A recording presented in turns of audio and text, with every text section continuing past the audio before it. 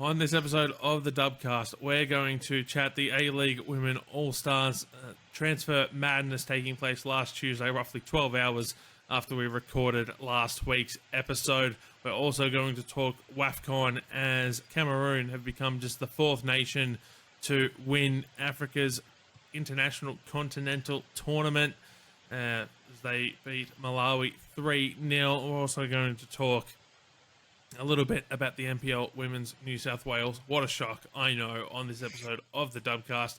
My name is Poletti. Joining me is Burke.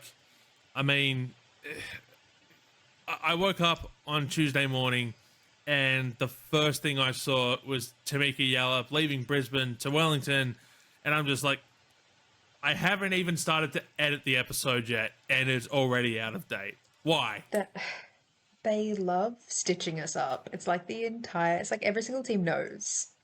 They know when we're recording and they know when we're posting. So like, we're just going to slip some really crucial, like vital information just after. Like just after. Oh, you've stopped recording? Here's the news.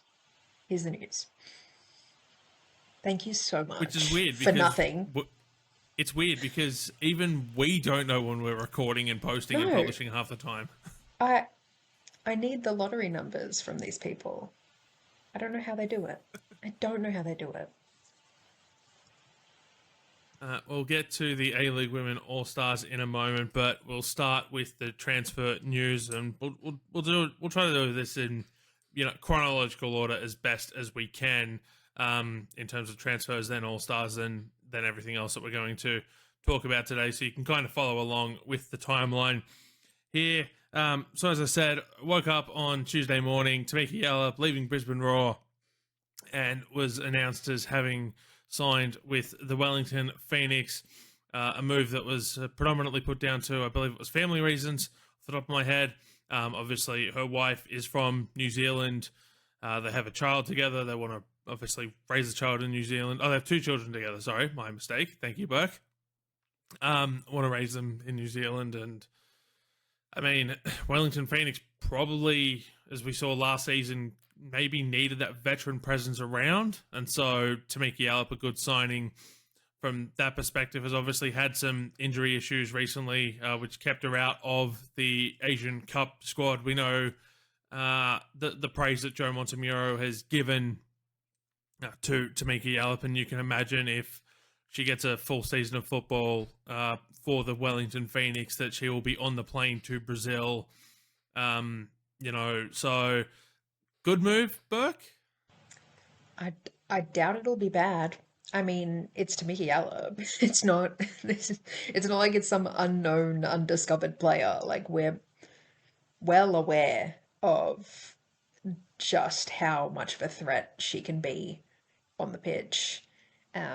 We've seen some really great moments from her in recent years. Obviously, like you said, been hampered by injury, but it does feel like a massive steal for the Knicks to get her from Brisbane, because she's from Queensland. So I do worry that if her children do take up football, that it means they might play for the Ferns, which I don't like.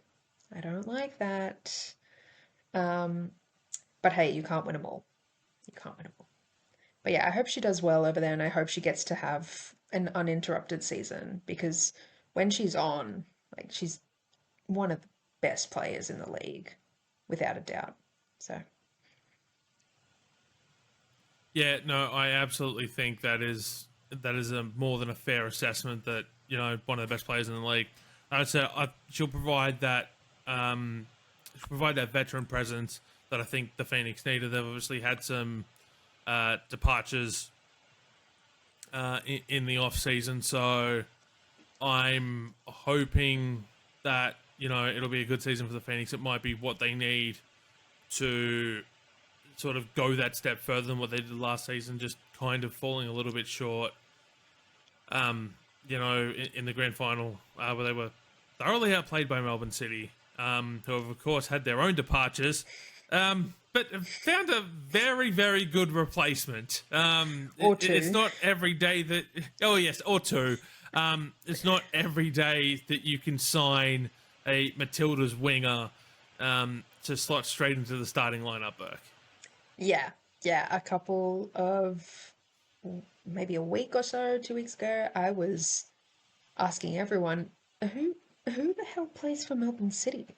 Who who plays for Melbourne City anymore? Because they just had like they just listed off departure after departure after departure. I was like, oh, it's all outgoing.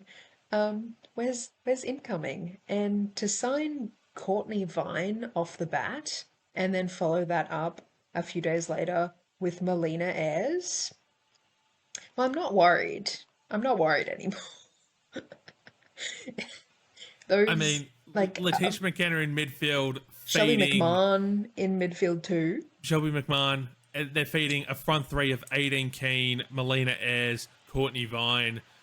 Like, I know I made this joke on social media, but like, just give them the trophies now. Like, let's not play the season. Let's give them the Champions League spot. Let's give them the trophies. Like, nothing to see here. Like, just Then like, I can have a I think holiday. it would take.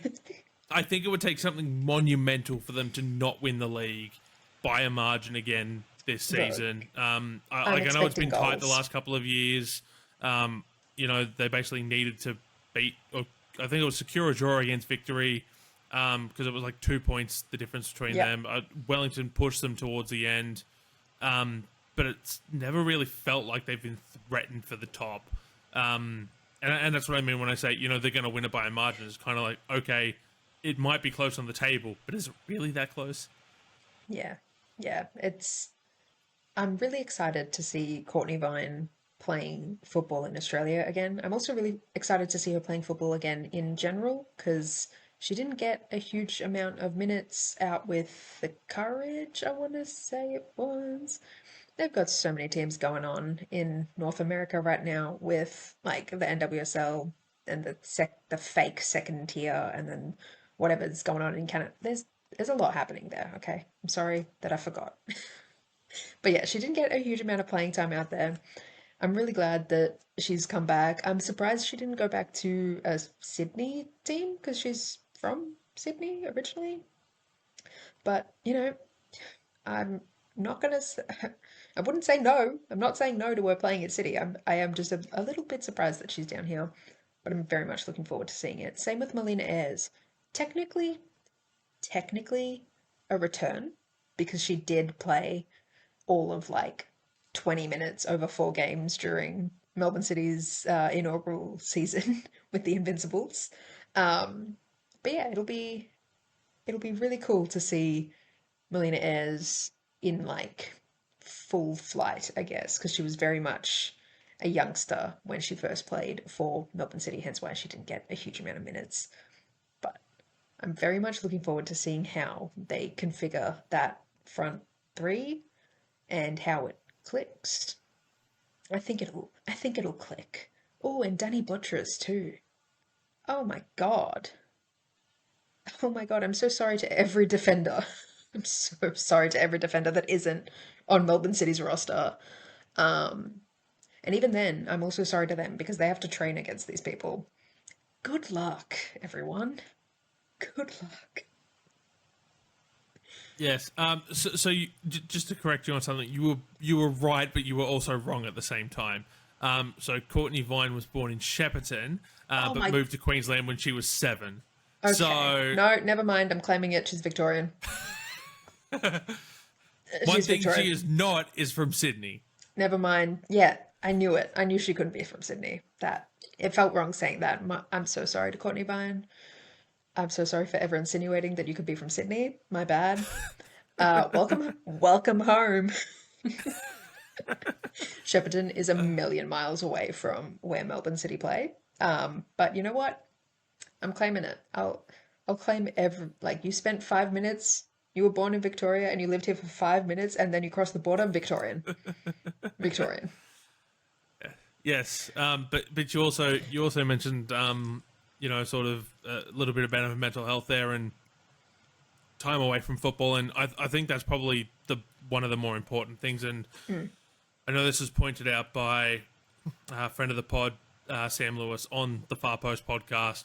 That it's great to see her back at all. Like what you've got to remember is that and I think a lot of this gets forgotten by a lot of people.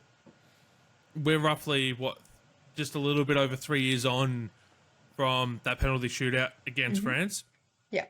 What we have to remember is a year prior to that, she was running around Peter Moore Field for Sydney Olympic in the NPL Women's. Unless you were a women's football fan, who's Cortnee Vine, right? You don't know. 12 months later, she's absolutely thrown into the national spotlight in the midst of a historic Matildas run to the World Cup.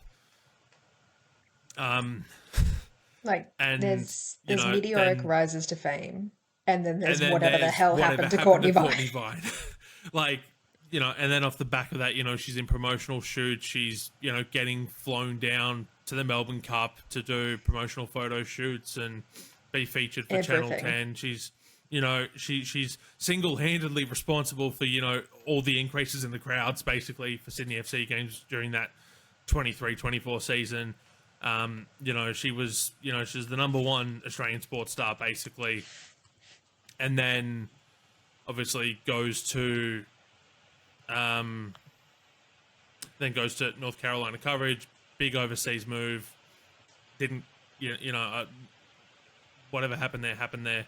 Now she's back. So you got to remember, this was, even for people who probably know how to handle, this sort of stuff, it's, it would be daunting. But for someone, you can only imagine the mental health impact that would have taken to just be absolutely thrown into the limelight. So it would be pretty easy for her to have just walked away from football completely and just go off into the sunset into the next stage of her career and be like, actually, you know what? I'm good. I don't need this again. So, full props to Cortnee Vine for being able to come back, and full props to Melbourne City for being able to snap her up. Yeah. Very exciting stuff. Maybe we'll see Casey Field start to get sold out on a regular basis. Okay. I know we're all meant to be pro growth of the women's game. I know, and I am, but the parking situation there is really bad. So,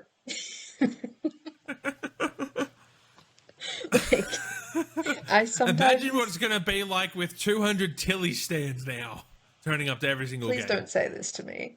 Sometimes I have to park my car on this patch of grass outside of the car park, and my car is quite close to the ground, so every time it goes over this grass patch back onto the pavement, I fear for my life that it's going to scrape and something horrible is going to happen.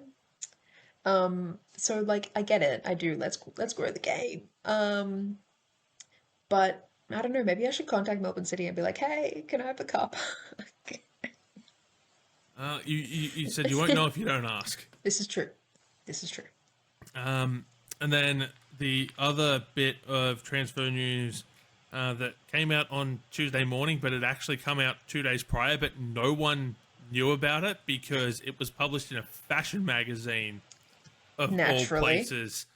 Of course. That's where I go for my football news. What are you talking about? It's actually the first place I look. I don't even ESPN, Roundball. Who are they? I'm looking at the Fashion Week. I'm looking at fashion columns. Aren't you? Exactly. So Macy Fraser has left the Wellington Phoenix. Quote from this article, Macy Fraser, 24, lives in Rangiora and is between jobs. She was a professional athlete before giving it up last week. During her soccer sporting career, she played for the Football Ferns, New Zealand's national team, and for the Wellington Phoenix for 2 years. She also played professionally in Utah, America, but has been back for almost a year now. She played soccer since she was 4 years old because her family is soccer crazy. Her Kiwi parents follow Liverpool FC. Quote, being a professional soccer player seems like a dream job, and while she liked it, it's really hard financially.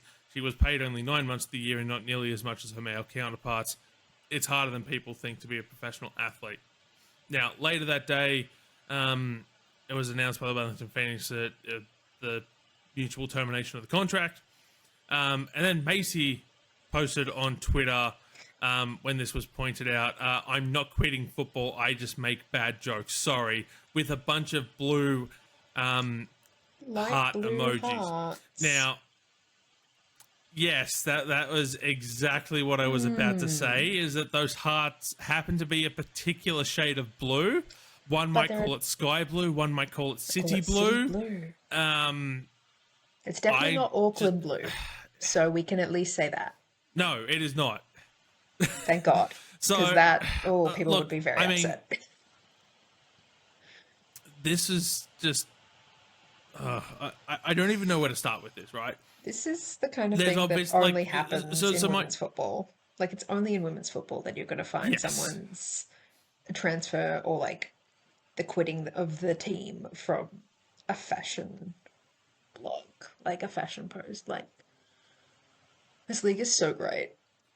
Who else is doing it like us?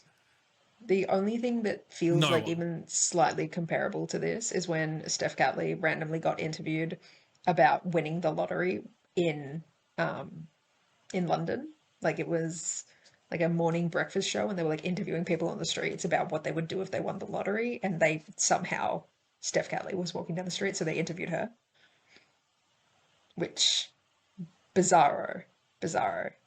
Um yeah, this that's the only thing I can think of that is like there's just like it's just so random that it's only going to happen to like us.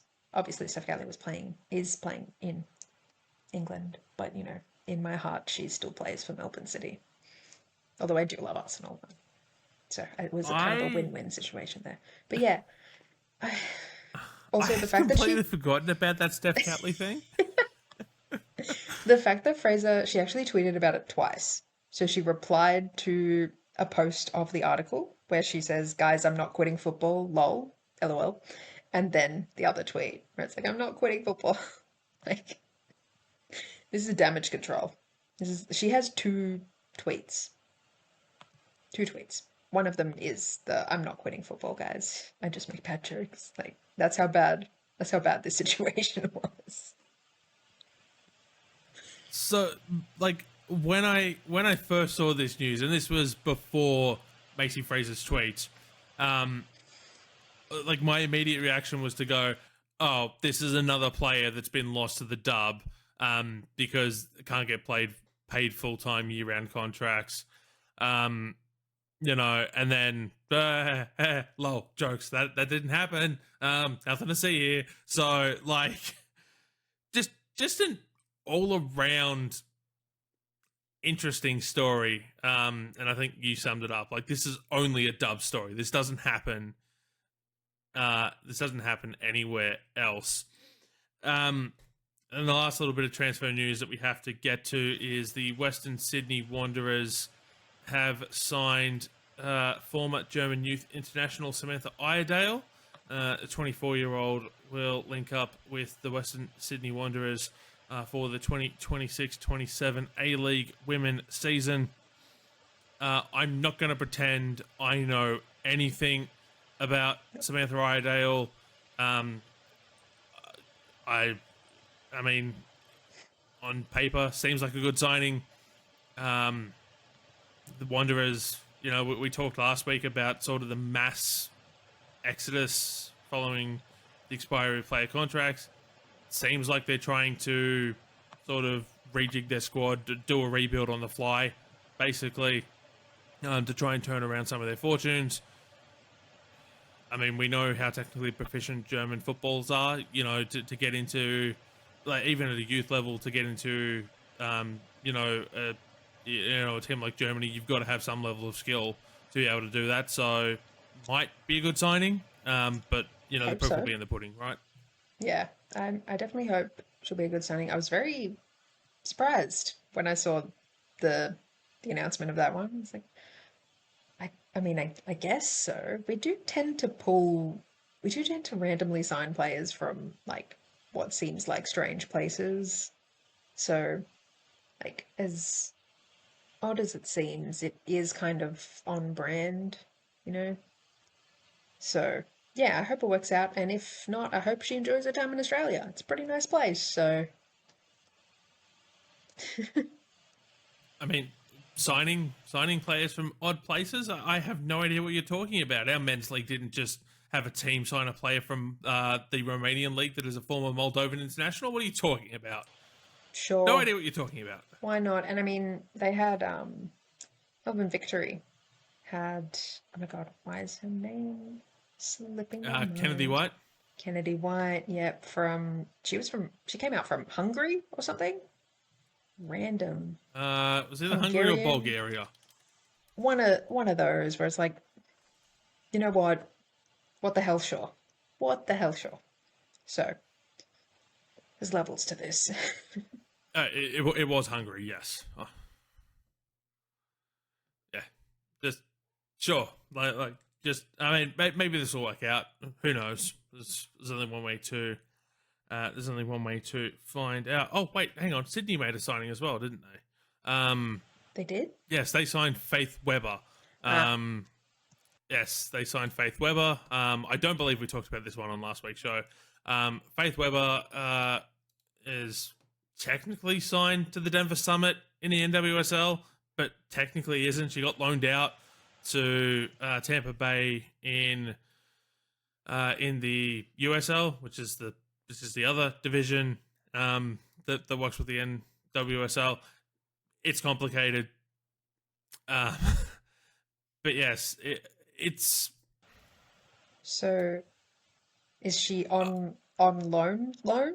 She was on loan, and I believe this is a full signing with Sydney FC, not a loan. Okay. I'm trying to think about the signing itself, and I don't like it. Like, I understand that. Yes, no, this signing was made on Thursday, so yes, we definitely didn't talk about it last week.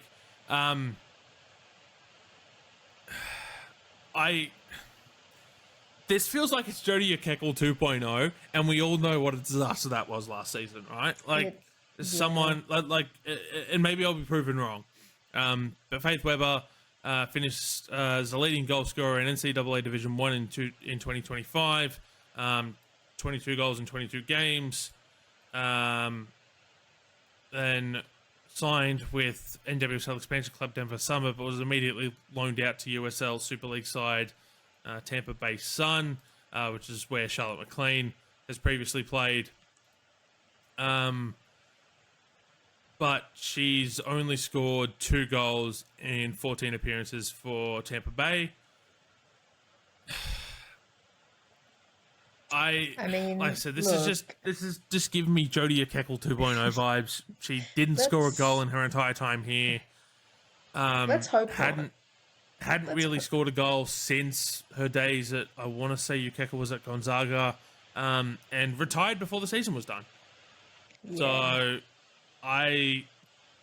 She's got a lot of individual awards from what I'm seeing on her Wikipedia page, and definitely did some massive work with the Utah Valley Wolverines in the Western Athletic Conference, but I don't know a huge amount of like about the college football scene.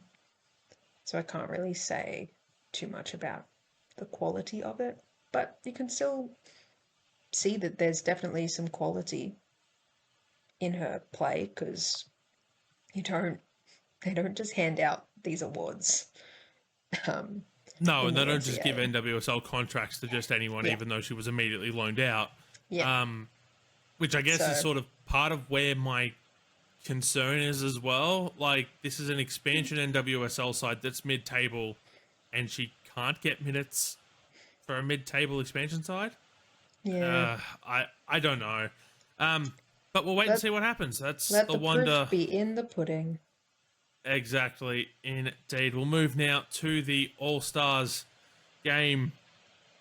Chelsea 3, the A-League Women All-Stars 0. This game was over as a contest as soon as it started. But they Sandy only Baltimore, shipped 3 goals. yes. Yep, 3 goals. Sandy Baltimore with, if this was a league game, goal of the season contender in the 9th minute. Yeah, Sojay Nuskin in the 12th minute. and then Lexi Potter, I want to say 69th minute in the second half. So, certainly we're made to work for it. Were Chelsea, particularly their third goal after the All-Star side really bunkered down, played defensively, tried to hit on the counter, just very what's the term I'm looking for? Reminiscent. It's basically what you would expect from a Jeff Hopkins side that's conceded 2 goals very early on, is bunkered down. So game itself was what it was. I don't really want to talk about the game itself. I want to talk about the game, or everything that happened away from the game. So obviously when this game was announced in December, Sam Kerr was all over the promotional marketing, as was Ellie Carpenter. Sam Kerr then leaves to go to Gotham. And obviously, the likes of Holly McNamara, Izzy Gomez, Leah Davidson have all departed the league as soon as last season was done. Look, I shouldn't be turning down anyone who's willing to put money into women's football, but this was a Ninja billboard. The kit, let's face it, it was a Ninja billboard. There was little to no advertising for the A-Leagues itself inside the stadium. Not even, hey, the season kicks off on October 17, draw out next week, come see these teams. I know in sort of the American All-Stars games, across all of their sports, they find a way to have the club's sort of patch or the club's logo on sort of a part of the uniform, so you can see which club each team plays for. Would have been nice to have something like that on the jerseys. There would have been a lot of Melbourne City and Wellington Phoenix patches, on these kits, but that would have been nice to have seen. Yeah. With the stadium was pretty empty. It was mostly the lower bowl, and there was a little bit of seating inside the second tier, but it was mostly empty. Tickets started at $50, so I wasn't a huge fan of that. Yeah. The whole thing with not having that much A-Leagues promo, especially inside the stadium, it feels like so many times, always and forever, the APL is standing in front of a supersized goal. It's 5 times the size of a usual goal, and the ball that they're kicking with is 8 times the size of a usual ball. This should be a hole in one. This should be a shot that you are taking so well that it actually bursts through the netting. And every single time, they send it to Mars. They send it out like Sam Kerr used to take penalties. Like Letitia McKenna in the All-Stars game just skied it over the bar. Listen, leave her out of this. At least she had a shot. All right? At least there was an opportunity and she took it. Yeah, just why... I don't understand how they manage to, let all these chances go by, and then everyone's gonna, be like, oh, the league doesn't make any money. It's okay, well, have you tried? Have you tried to put it in a position to make money? All signs, in my opinion, still point to no. And I've been here since 2015. Hello? I feel like I'm going crazy sometimes. Actually, I know I'm going crazy because I'm not the only one experiencing this insanity. So, yeah, very annoying. Very annoying. I do think the patch thing, though, I didn't actually know about that in the US, that they do that. So that would be really cool to see that, if they had a little, this person plays for Melbourne City, this person plays for Melbourne Victory. That'd be fun. Yeah, maybe something for future editions of the A-Leagues All-Stars to consider. A couple of quotes from the post-game press conference. We'll start with Jeff Hopkins.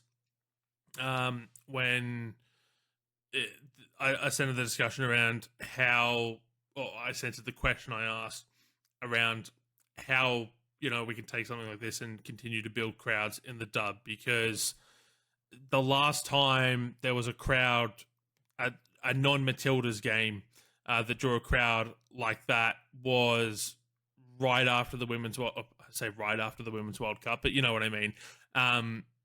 When the Sydney Derby took place, which was I want to say it was the second game after the World Cup in the A-League Women, because there was a game in Gosford a little bit earlier that day, which was very poorly scheduled, and I wanted to go to both, and I had to pick. That's all a little bit over 11,000. So this is probably the biggest, non-Matildas women's football crowd that, the Sydney Football Stadium has seen since then. And then you look at what the Matildas are doing, they're still packing out crowds, can't really get it, translating to the dub. So quotes from Jeff Hopkins, quote, "How we move and try to get those people to come to these games. The Matildas are still packing places out, but then we're only getting 1,500, 2,000 people to coming to watch us. It's trying to make that link that we are good. We do have a really good product. The more we play these games, the more we take them seriously, the better we prepare for these games. Then maybe in time we start to get a little bit closer and then maybe beating some of these teams as well. It's a dilemma, really. It doesn't seem to be rolling over into bigger crowds. I think the game is strong. It's a good quality product, but it's just not drawing the support at the moment." Letitia McKenna then said, quote, "We want crowds, we want people there, we want to engage with fans, we want it to be an exciting and fun experience for everyone. Hopefully we can see more support from the crowds, and as players we can bring that in." I mean, I can't disagree with anything that either of those two have said. It is a great product, development league or otherwise, and I'll get onto that side of things in a minute. But I mean, it's good quality football, particularly given the conditions that the players have to play in sometimes.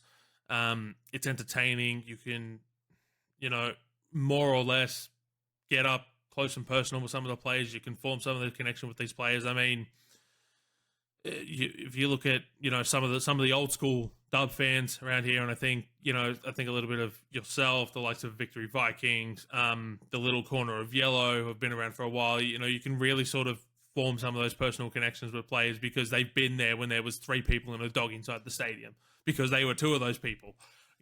Those sorts of things, right? So, but I think, you can have that up close personal. You don't have to wake up at 2 a.m. to watch it. You don't have to do any of these things. It's not on, 3 different streaming services to try and watch it. It's one streaming service. The games are affordable to attend. Some of the stadiums, okay, not entirely well located. That some of them aren't, in the best of shapes in terms of the fan viewing experience, particularly on hot days. But for the most part, the stadiums are pretty accessible, and it's just an enjoyable experience. Like, if there's one thing I love in summer more than Test cricket, it is watching A-League women football.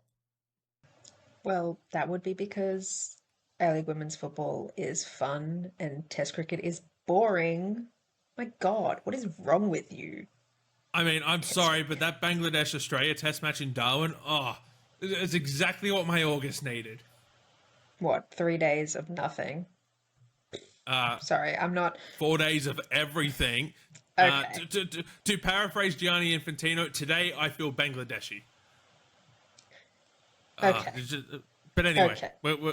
Yes, continue yeah. with your point. No, my point was really just to say that cricket's boring, which is, on me. I do actually quite like watching the cricket, but to say to give it a comparison near to the A-League women's, crazy to me.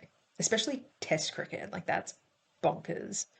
T20 maybe, because that's shorter and can be crazy when it gets down to the wire, but Test cricket's nuts. And that's all we've got time for this episode of. No, I'm kidding. But anyway, sorry, continue. No, that was the whole point. Okay. You're right. The league is a great product, and it's only been getting better. It could get better so much faster, so much quicker. If people actually wanted that to happen, they could make that happen. But until then, we will persist. And that's the next point that I wanted to get onto. So I wrote about this for Handball Australia. I'll put a link to the article in the episode description. But it was the quote from I can find where I've put it. Where have I put it? There we go. The quote from Sonia Bonpastor. Quote, I think if you give the opportunity to this league to grow, the women's game to grow in this country, you will see like a lot of improvement and you will be one of the best in the world. And End scene. That's it. What else is there to say? If you've got one of the best, like one of the top coaches in the game saying this about your league, what the players in the league have already said this. The fans have already said that they would like to see this. You've now got coaches like Bonpastor saying this.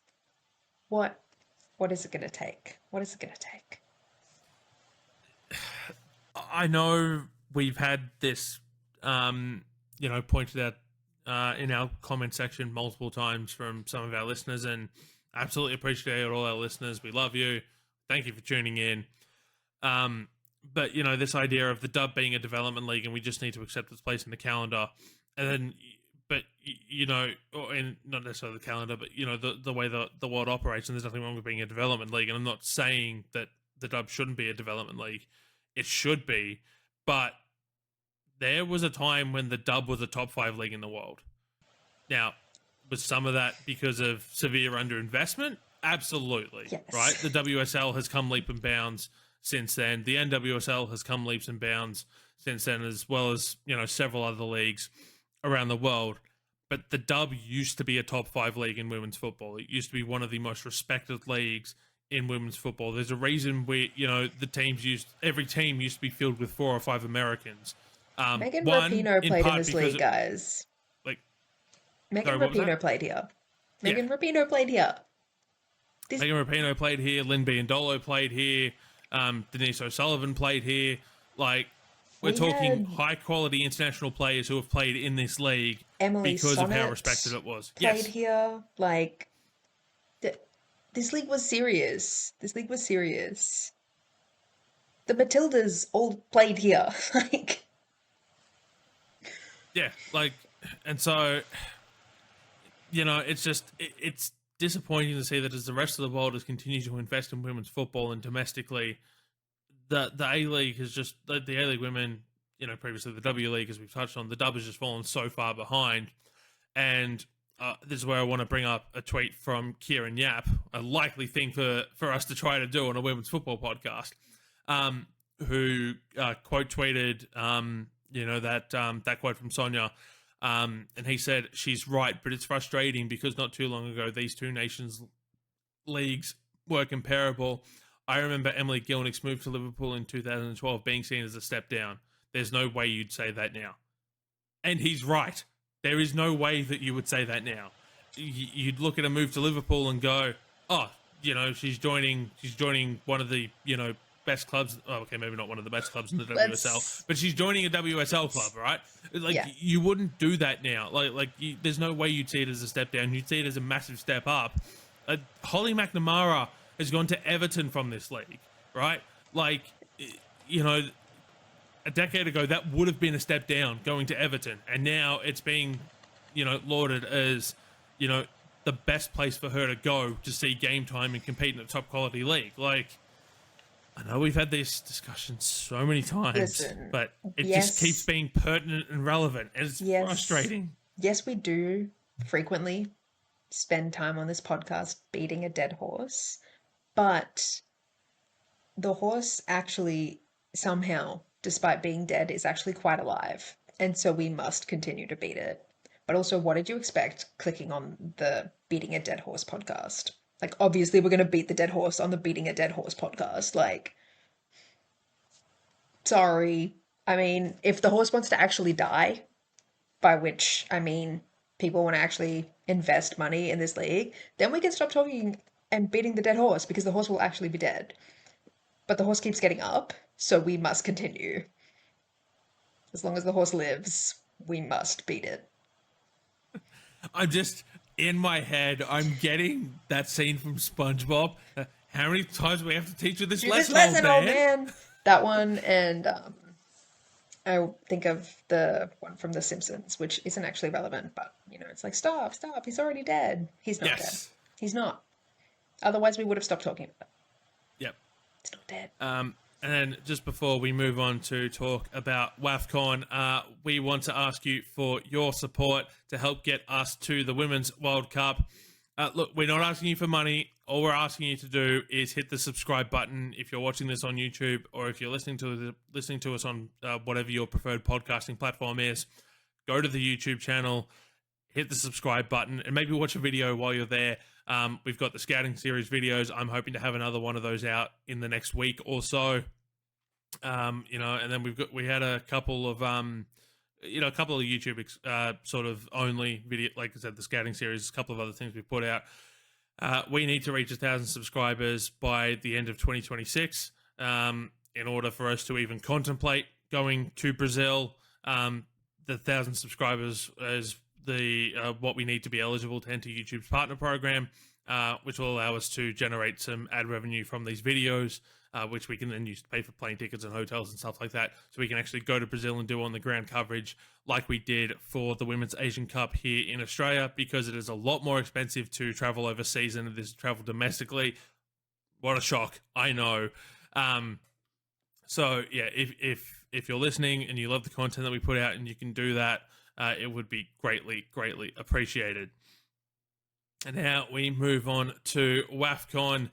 Cameroon have won the 2026 Women's Africa Cup of Nations, beating Malawi 3-0 in the final, becoming just the fourth team to win WAFCON, behind South Africa with 1 title, Equatorial Guinea with 2 titles, and then Nigeria with a whopping 10 titles. I mean, the final itself was relatively nonchalant. This was a dominant Cameroon performance. Malawi, their debut tournament, made the final. Not a bad effort.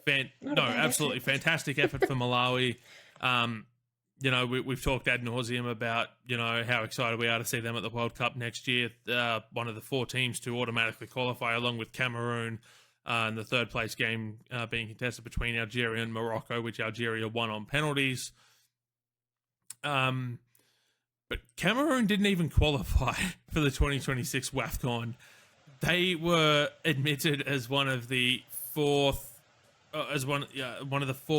second best teams from the second stage of qualifying after the tournament was expanded from 12 to 16 teams. They didn't qualify, and they just said, screw it, we're going to go out and win the whole thing anyway. You know what? Good for them.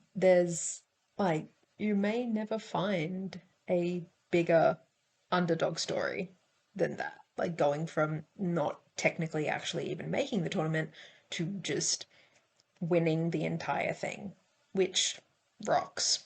I think it's really good to see some different teams winning as well, because obviously Nigeria have won 10 of these tournaments, of which there's only been 14. This was the 14th, I believe.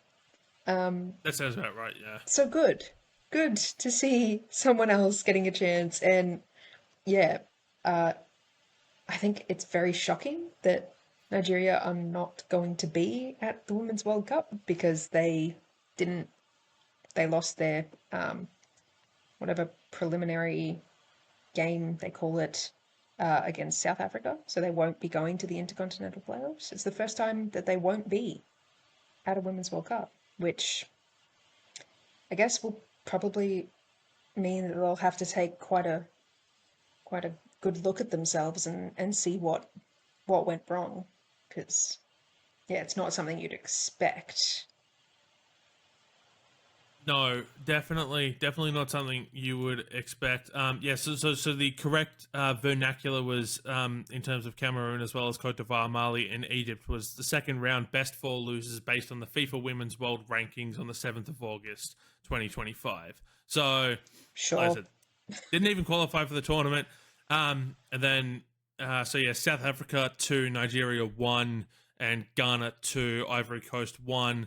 So South Africa and Ghana go to the play-in matches for the Interconfederation playoffs. Just absolute madness. Honestly, I can't believe the way that this tournament's played out. It's absolutely insane.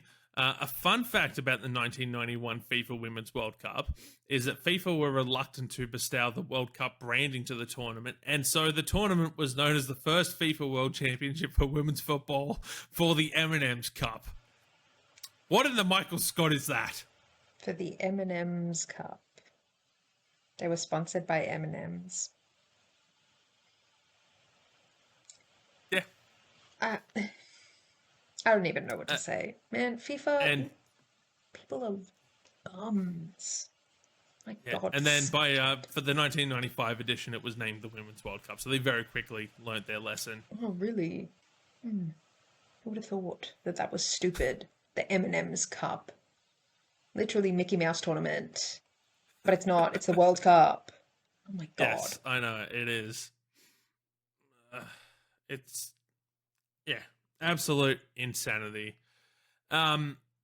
Also, the preliminary stage has kicked off for the AFC Women's Champions League. As of the time of recording, there have been 2 matches that have been completed, with another couple getting underway, and they're at the halftime interval. So East Bengal from India beat the Rajshahi Stars from Bangladesh 4-0. In one of the other groups, April 25 from North Korea beat trying to learn how to pronounce his name on the fly is fun. Beat Karachi FC. Actually, Burke, guess what the scoreline was? 2-6. No, it was 13. Is it worse than? Oh, smart. You know what? I was actually going to say 12-2, but then I was like, let's not be too mean. Damn. Yeah, and Karachi are from Mongolia. And then 2 games that are in halftime as of the time of recording has Hong Kong side TSL FC up 1-0 over Phnom Penh Crown from Cambodia. And where's that other result? I saw Ayat Yawadi FC are up 1-0 over FC Geelong. So all those games taking place in various centralized hubs. There are 6 groups during the preliminary stage. Match day 1 is today, as of the time of recording. So by the time this is released, you'll know all those results, with match days 2 and 3 to follow, which will give us our final 6 teams to join the main draw proper, with 1 team advancing from each group. And then the last thing that I wanted to touch on today was something that was done over the weekend by the Illawarra Stingrays. The Illawarra Stingrays are an NPL Women's New South Wales club. They are a women's football only club. There's been a lot going on in women's football on the South Coast lately, around the South Coast Flame. We haven't really touched on it, and there's just so much going on there. I'm not going to touch on it, but I do want to touch on this. During their game on Sunday against RPL Leichhardt, which ended in a 1-1 draw, they had a marquee set up by Stem Cell Donors Australia, because 13-year-old Illawarra Stingrays player Harper Patterson, who plays for the under-14s side, has chronic granulomatous disease, which is a rare inherited immune disorder that leaves her highly vulnerable to serious bacterial and fungal infections, and a stem cell transplant could potentially cure her condition, but finding a suitable donor match is extremely difficult. So they had the marquee there. They were doing cheek swabs on the day, which then gets sent off for testing to find out, whether you're a genetic match for any of the, countless people worldwide who need stem cell transplants.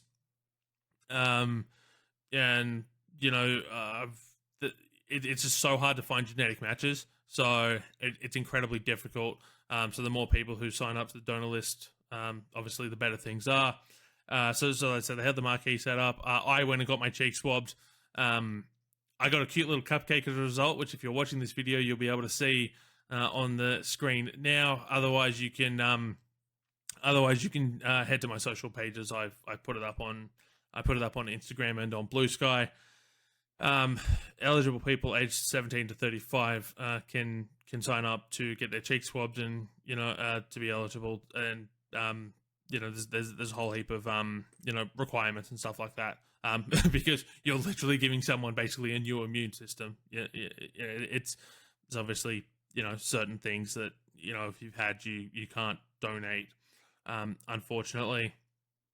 So if you can head to stemcelldonors.org.au, and I'll put a link to that website in the episode description as well for you to go check it out if you're interested in donating. I thought it was a fantastic initiative. I was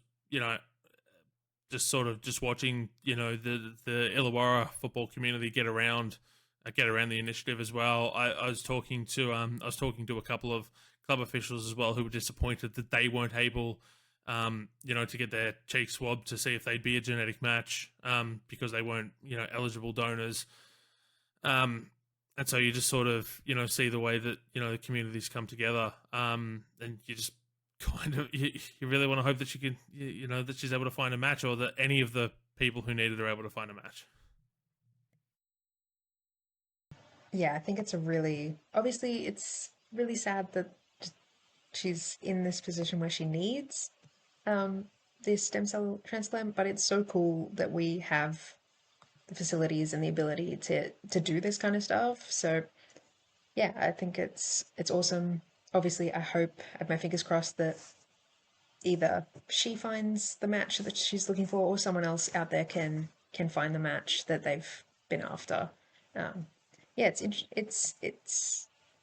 it's really nice how football can bring people together and potentially change people's lives for the better. So hopefully this will come up with something good for her and for other people looking for stem cell donors too. Yeah, I'd absolutely love to see it. And also, today, as of the day of recording, which is Monday, Harper Patterson is one of the players named to the Football New South Wales NAIDOC Cup squad. So every year, Northern New South Wales and Football New South Wales hold the NAIDOC Cup. This year, it's being held at the Lake Macquarie Regional Football Facility. It's a tournament I provided commentary on in the past when it's been hosted and held by Football New South Wales. So Harper will be one of the players making up the under-14s girls team. So it's great to see. She's still playing football, and hopefully, I don't know what position she plays, but if she's forward, hopefully kicking goals with both feet. So yeah, just an absolutely, sad thing, but also, fantastic, and hopefully, she's able to, find a match, and good on the Illawarra Stingrays for what they put together on Sunday afternoon. But that will do for this episode of the Dubcast. Burke, give us a prediction. What news is going to drop first thing tomorrow morning? It's going to be a head coach for someone, probably. Central Coast, maybe? They still haven't announced. Have they announced a coach? If the Central Coast Mariners coaching announcement comes tomorrow morning after we've recorded, I might actually lose it.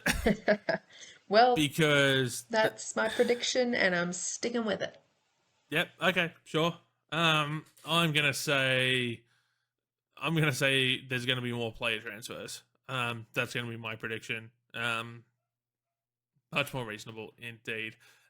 Thank you so much for tuning in. Please don't forget, like, share, subscribe, do all the fun stuff.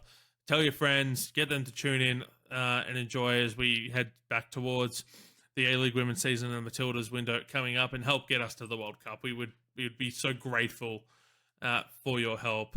That will do for this episode. Thank you so much for listening. Goodbye.